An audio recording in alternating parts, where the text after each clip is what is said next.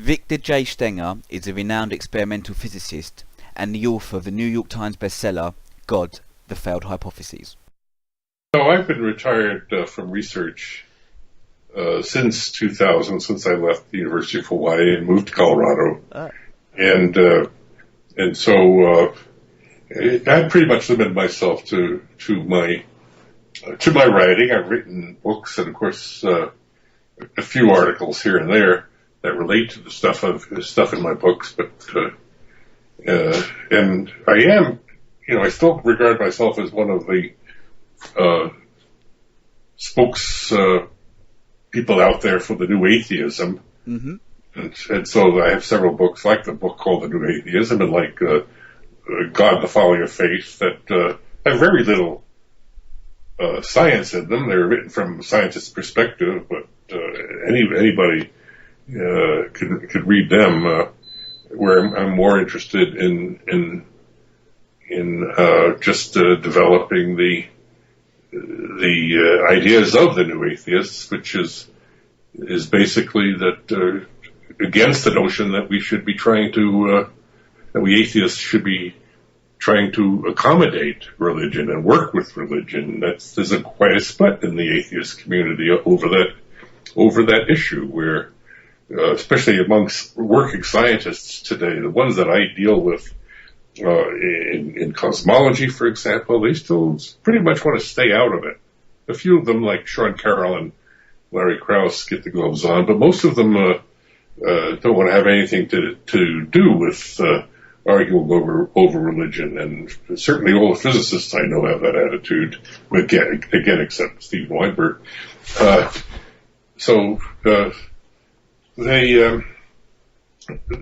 I tried to find a little niche for myself, which is to apply my perspective as an instrumental physicist, as an experimental physicist who is interested in what the data has to say, rather than what theories have to say, what philosophical notions are involved. I try to limit myself to the observations, and then and point out that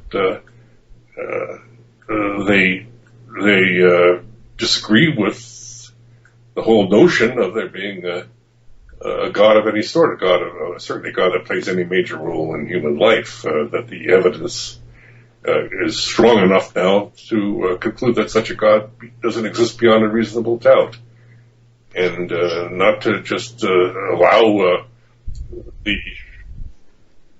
the moderate religious community, for example, to claim they have science supporting them, because I claim they don't. Yeah, I mean it's a very wild claim that they've got any science supporting them. Even if they do, at the most, it's got the gaps argument, which is, there's something mysterious here, let's see if we can put a shoehorn God in here. There's obviously different aspects to it. The very famous, who's the guy at the head of the Genome Project, who's the famous theist? Francis Collins. Yes. Francis Collins is a famous theist, but even he doesn't really use his science to expound God. He just basically says, this is a faith issue for me, and I leave it at that, which is that's right. He claims he's talking about proving the existence of God, but he doesn't. He just basically says it's possible. God is consistent with my understanding of science, and there are a number of others out there who take a similar attitude. And this is why I think God, the Failed Hypothesis was a unique book. I mean, I claim it's a unique book because no one else has gone as far as I have in that book. And that includes Richard Dawkins and Sam Harris and Daniel Dennett and Christopher Hitchens. None of them have gone so far as I did in that book to claim that we can now say beyond a reasonable doubt that the God that most people worship, a God that plays an important role in their lives and in the creation of the universe and so on, does not exist beyond a reasonable doubt, because if he did exist, we would have evidence for it by now. Such a God who plays such an important role surely would have produced some kind of sign of that by now. Yes, and I know. I mean, obviously the title of the book says it all as well. And you are very aggressive in obviously how evidence should be employed, and what evidence in general can say about the likely non-existence of a God. So in that respect, it's a very interesting book. Just in general, with the new atheism, though, in America, I find it there that it's gotten such a wide appeal. I mean, it's big in aspects of Europe, but slightly different because Europe's always had a slightly longer history with atheism, and in the States, it's become very much a political issue. Obviously, the Bush administration did a lot for this as well, but in Europe, it's not as contentious as it is in the States, and that's why a lot of the new atheism has become so popular there, but also very confrontational. I mean, if you just look at some of the stats from Congress, where hardly any senator believes or openly claims to be an atheist, which surely just statistically must be wrong. But that's an aspect very unique to America. So people like yourselves, and Sean Carroll as well, who's actually very aggressive as well with his atheism, come in the firing line to a certain extent, and then people like Richard Dawkins get mocked for just generally being quite unsophisticated philosophically, which to a certain extent someone like Dawkins is, but he doesn't really care either because that's his whole scientific project thing, so to speak. But it makes it all very, very, very interesting, I must say, and I don't know what way there is to move forward. I don't think aspects of the world, unfortunately, are ready for complete atheism, and I believe it's generally quite a dangerous and problematic way to live, especially when you see what the problems of faith are. So obviously, if you're ill and dying, you want to go to a hospital, you don't want to kneel down on your knees and pray, but people still take that view. So it's very interesting why people still believe this in terms of social, political aspects, and really people like yourself who are very aggressive with it. As long as you keep putting out your work there that combines with great aspects of physics and the practice of the scientific method, hopefully more and more will come to the fore. But you can only do what you can do, Victor.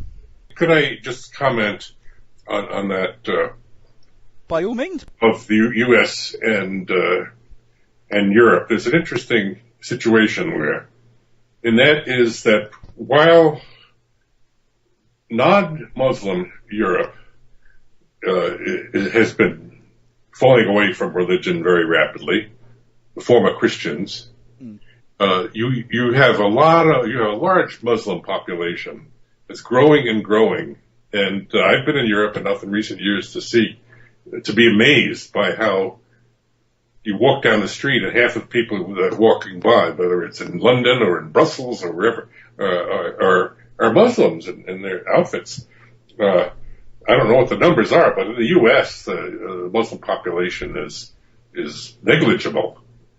Now, I wrote a column for a blog for the Huffington Post just a couple of days ago that you might want to check out, because I showed how it's called the New Secular Strategy.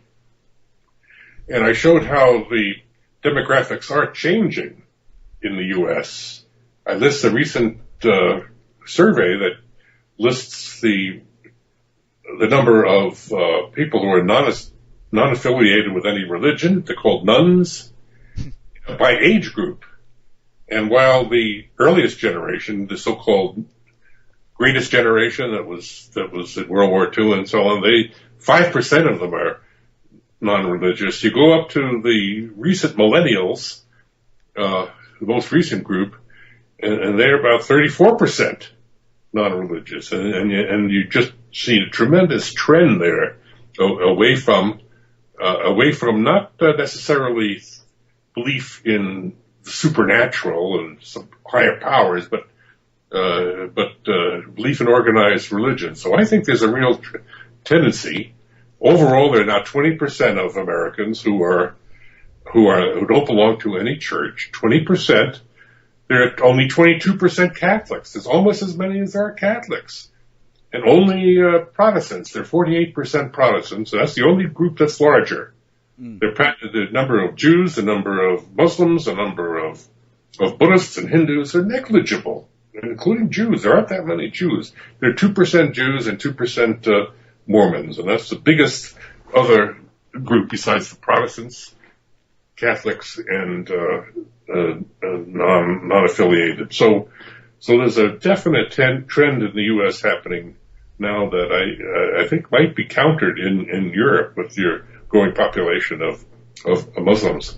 I think the demographics there from the States is obviously atheism is on the rise considerably, but there's still pockets of the country. Did you see those full-page ad that the Freedom from Religion Foundation put out on the 4th of July? It was in the New York Times and just about every newspaper in the country. I mean, the 4 newspapers that I get or that I'm aware of all had full-page ads. The New York Times, the Denver Post, the Boulder Daily Camera, and a paper in Longmont called, which is another city nearby, about 10 miles away, their newspaper. They all had this ad put in by the Freedom from Religion Foundation, which must have cost them hundreds of thousands of dollars around the country to put in, which means that the money is coming into the movement. And it was all about our godless Constitution. It had pictures of Thomas Paine and Benjamin Franklin, and then our first 4 presidents, and quotations from them that made it very clear that America was not founded on Christian principles. And of course, that's the big battle that's going on. So it's a battle for people's minds again. If you give them the facts, I think at least the younger people who are willing to change their minds are going to be starting to pay attention to this, and I think we're going to see the secularists, I like to call them, because they're not all again atheists. That they're going to have a greater influence as time goes on. Sure, no, that's very interesting. They also had they had a Super Bowl advert from the Freedom from Religion advert at Super Bowl this year, which was a big advert, a TV campaign, which obviously cost a lot of money. So that was quite surprising. At Super Bowl, obviously the adverts there are very pricey to get in. Also, yes, the constitutional issue, to a certain extent, Paine and Jefferson's writing has been manipulated by certain theists. But it's just in terms of your secularism, atheism, I'm a full-on atheist, so as I've mentioned, I'm very happy for people to be an atheist. Now, that's my own view, but I also think it's a much healthier way to live your life, both psychologically and practically. Are you happy just to settle for secular values, so you don't mind that people can believe in a God as long as it's left out of politics and the Constitution? No, I would still try to work on them to. I don't condone any kind of belief. I mean, the book I wrote called The Folly of Faith was based on the argument that faith is unreasonable. It's unreasonable to have any kind of faith in anything, because faith is not based on any facts and on any evidence, on any really good argument. It's just based on a belief. And that shouldn't be the way we run things. So I would still work against that. I'm just saying that there's a growing community of people that are, first of all, not members of any church, so I call them secularists. Some of them are, there's this term you'll hear called non-religious but spiritual. Yeah, oh God, yeah, that's my. And spiritual is a very ill-defined term. You don't know what that means. They could be people like Deepak Chopra, who believe that reality is all an illusion, or at least matter is an illusion, and reality is whatever you want it to be. And then you have people who say that they're non-religious but spiritual, who are perfectly atheistic, but still think of themselves as spiritual because they have a love for humanity, a love for environment, and so on. So that word spiritual is very ill-defined. And I think so you'll find that a lot more people are atheistic than are willing to say they're atheistic, because they still want to say that they're spiritual people. Sure. That's a very problematic. Obviously, I can imagine if I was an atheist and I say I'm a very spiritual person. Yes, I'm intact with other humans. I have appreciation for other humans and their rights, etc. The other kind of spirituality that grinds me a bit more is obviously this kind of the Deepak Chopra spiritualism, or an afterlife spiritualism, God, karma. This kind of spiritualism is just like the postmodern reaction to failed organised religion throughout history, and people have seen that organised religions is particularly oppressive. They're erroneous about scientific facts and the evidence of the world, but they still don't want to let go of this notion of the afterlife, so they believe in different aspects of spirituality,